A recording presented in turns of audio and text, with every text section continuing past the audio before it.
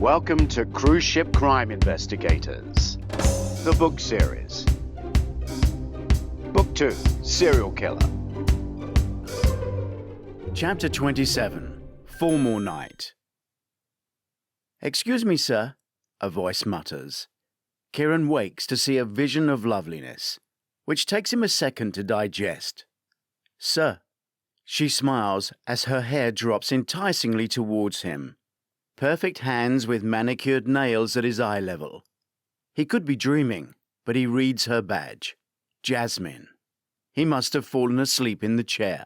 Hunter is also fast asleep. "Sir, it is 6 o'clock. There is a dress code," Jasmine instructs. He looks around and guests are dressed formally in black tie for the evening. Kieran stands and offers Hunter a hand to pull up. "Fashion police." "Jet lag," Hunter growls, his voice low after sleeping. As they walk to the exit by the library, a lady appears to be scowling at them, quite miffed. "That is the kind of anger that's driving our serial killer," Kieran says. "Arrest her." "Someone should." Hunter does an about turn, back towards the bar. "No," Kieran bursts after him. Back in the lounge, Hunter leans over the end of the bar and addresses all the stewards. "Manoj?" he asks. "No, I am Prince. Manoj not in yet. Sleeping." Prince laughs. "Please leave," the woman interjects, having had to walk to them. Hunter ignores her and continues to question the other bar steward. "You actually know he's sleeping?" "He will be, sir," Prince says. "Do I have to call security?" the woman says, now having pushed in between Hunter and the bar, invading his personal space. "Not what I asked. Do you know for sure he's actually sleeping?" Hunter repeats. "No, sir." "Ring him." "If I ring, I will wake him. We're not busy tonight," the bar steward explains. "He let me sleep if I am late. We work very long hours." "Call him, now." "I asked you to leave," the woman says venomously. She turns to the bar steward. "Steward, call security for me." "Please go back to your drink, madam," Kieran asks. "I will not," she says, poking Kieran in the chest with her finger. "You have just assaulted him, madam, and in front of witnesses," Hunter informs her. She pokes Hunter harder, pushing him away from the bar. "I will assault you if you don't leave. Call security." "Madam, we are security," Kieran explains. "And you just assaulted an officer," Hunter says. "Get out," she says, now raging and prodding him. "Madam, if you would accompany us down to the security office, you can quietly put any complaint in writing, and we can ask you 1 or 2 questions about your conduct," Hunter continues calmly. "My conduct? I will not." "The head of security is a woman. Get her here." "Are you refusing to accompany me to the security office?" "Blatantly," she says, standing her ground. "Madam, I am officially requesting that you come with us to the security office." The woman stands stoic. Kieran gives a wry smile at the mess Hunter has got himself into, wondering where this is going. He pulls his smartphone and films.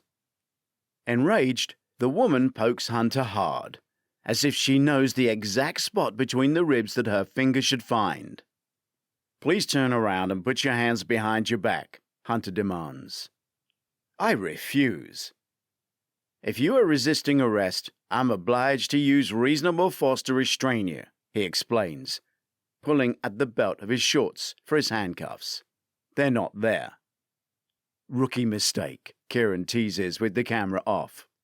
Kieran looks back to the chairs they slept in, where Jasmine has found his cuffs and is holding them up. "Looking for these?" she teases, walking them over. "She is not a nice lady, not to any of us." Kieran takes the cuffs and strides back towards the woman. "Are you serious?" she demands, seeing the cuffs. "Are you going to come with us to security, or are you resisting arrest?" "What am I being arrested for?" continually assaulting a member of staff after repeated warnings. No. I filmed it, Kieran adds. I don't care what you did. I'll have you fired. No one is above the law. Just some of us think they are, Hunter says, handcuffing her raised, objecting wrists dripping with gold bangles. I want a female officer, she demands. Noted. Female officer requested. He handcuffs her to the brass rail that runs around the bar. Cruise card, please. No, she insists. Behind the bar, Prince holds the telephone ready for them. Security, it's Commander Kieran Phillips. Send 2 female officers to the Crow's Nest immediately.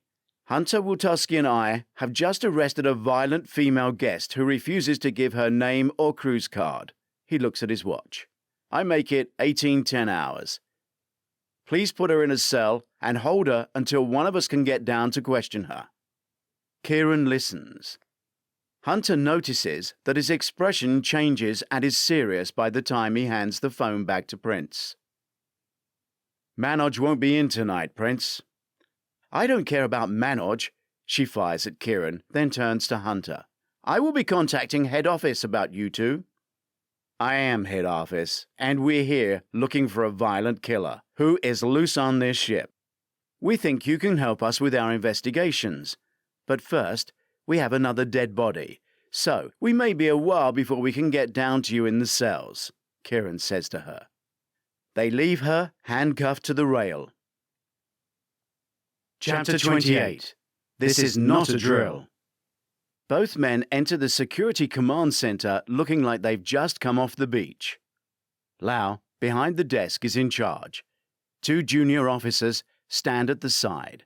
Sitting against a wall in evening dress is a worried and confused young host, Wendy.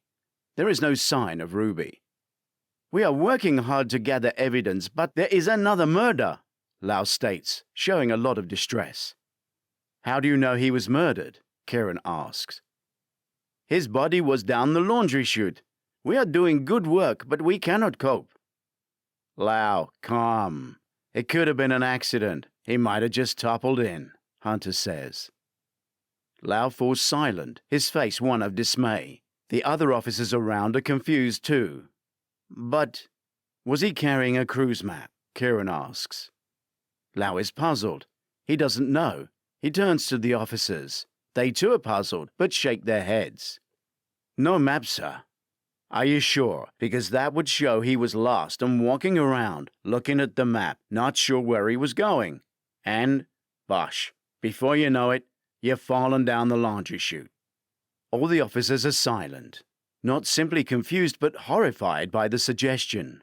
Wendy wonders if she is in a comedy sketch but dare not laugh. That's better, Hunter says. Now we're calm. None of us is dead. We can look at each piece of evidence when we have time. Mayhem approaches. Screaming and arguing get louder and louder. You get these cuffs off me now, the senior woman shouts, as 2 female security officers guide her, struggling into the officer. I demand to see the captain. That's a different department, Hunter says. Yeah, he's not down here. I think he drives the ship somewhere upstairs, Kieran adds. Lau and the officers are even more confused. The woman is furious. If my clothes are damaged, you will pay. Karishma, what is the meaning of this? Lau asks. The senior of the 2 female officers steps forward. This is the prisoner who was arrested in the Crow's Nest Lounge. She assaulted a member of staff, Kieran says. It's on film. Is she the killer? Lau asked. It was in the Crow's Nest. We have 2 dead bodies below it, 1 outside it, and 1 dead body above it. So far, she is the only violent guest we have come across, Hunter says. On film, Kieran leans into Hunter and whispers, Are we digging a hole? Hope you didn't have plans for tonight. I'm taking Ruby to dinner. I bet that's off. No, we can draw a line between work and pleasure. $50. Make it a yard. Ruby walks in. Am I a murder suspect? The woman asks her. Ruby looks at the woman, Then the two agents, then at Wendy, who does not know what to say. "Do they work for you?" the woman asks Ruby. "Yes," Ruby enjoys. "Ignore their dress. They're undercover." "I'm not a murderer," the woman protests. Ruby turns to Kieran, who plays the video of the woman poking Hunter. She can hardly keep a straight face, but in doing so is unable to speak. "Miss Ruby, we have one more body. It might be an accident, but I think it's a murder. And we have found video security footage of Kirshner's cruise card being checked at 022 hours on the muster roll call." Ruby is instantly focused by that claim. Where? It is the only security camera in that area. Lau starts to play it. Everyone focuses on the screen. "Stop, not in front of a guest." "No, play it. If you're accusing me of killing, show me." Lau plays the film. Wendy, the host, can be seen zapping cruise cards. She leans forward and zaps a card that is just on the edge of frame. Fingertips, not even a hand. Ruby leans in to look at the frame Lau has frozen. "That's it?" Ruby asks, her adrenaline level dropping fast. "That's definitely me. Lock me up," the woman says, very sarcastically, holding her manacled hands up. "Oh no, I am locked up." "No, it's not her," Wendy says. Everyone looks at Wendy. "This is Wendy, one of our entertainment hosts. She zapped the card," Lau explains. "We have been working very hard." "And?" Ruby asks, her body on high alert again. "I know this lady. She cruises regularly, and I would have known if it was her." "Why?" Hunter asks. "She has been extremely rude to me on several occasions. I think her wealth is inversely proportional to her manners." "So who was it?" Kieran asks, holding his hand up to stop a barrage from the woman. "I don't know. Everyone had a face mask on." "Next time we do a muster station, every zapping point should put the guest under the camera, face on," Kieran suggests. "Like passport control." "You're on fire today, partner." "Shouldn't you be dressed to take me to dinner?" Ruby asks.